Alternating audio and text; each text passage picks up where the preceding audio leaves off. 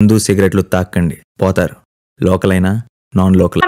ముఖ్యమంత్రి గారు ఇదే శాసనం అన్నారు.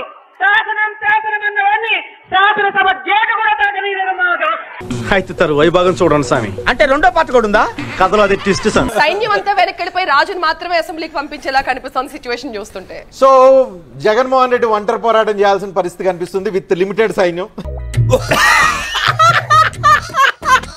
మా మీద ఏం చేసుకుంటాడు జూన్ 4 తర్వాత చూస్తా, జూన్ 4 తర్వాత చూస్తా. నా ఏకలు వేకండి. అరే ఓచుకోతంటే ఎలా ఉంటుందో తెలుసా? ఈ జూన్ 4 తర్వాత 2024 save the date. The next day later.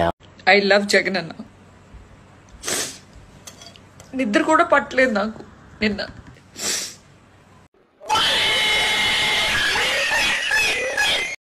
నిద్ర వచ్చేటట్లేదు. ఆ చూసే వరకు ఆ మధుర క్షణాల కోసం ఎదురు చూస్తున్నాం. మొట్టమొదటి రిజల్ట్ నగరీలోనే వస్తుంది. రోజక్క బొక్క పగలుతుంది.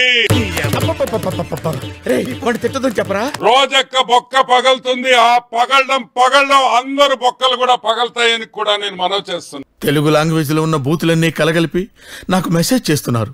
మధ్య మధ్యలో చంపేస్తామని బెదిరిస్తున్నారు కూడా. ఇదే మాట అవుతుంది. కానీ వాళ్ళు గెలిస్తే మీ సంగ ఒరిగించుకుంటా. ఏంటి ఇప్పుడు అసలు నీకు ఎందుకు ఇవన్నీ రికార్డ్ అయింది మళ్ళా? కానీ ఖచ్చితంగా ఓకే.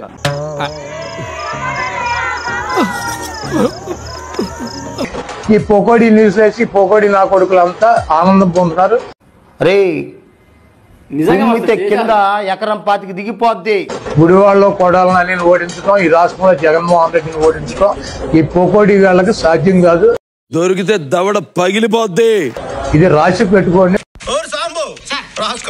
జూలై 4వ తారీఖు మళ్ళీ మాట్లాడు.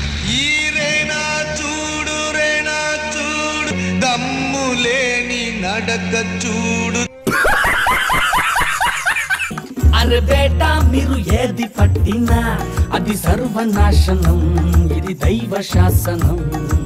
దయచేసి సబ్స్క్రైబ్ చెయ్యండి.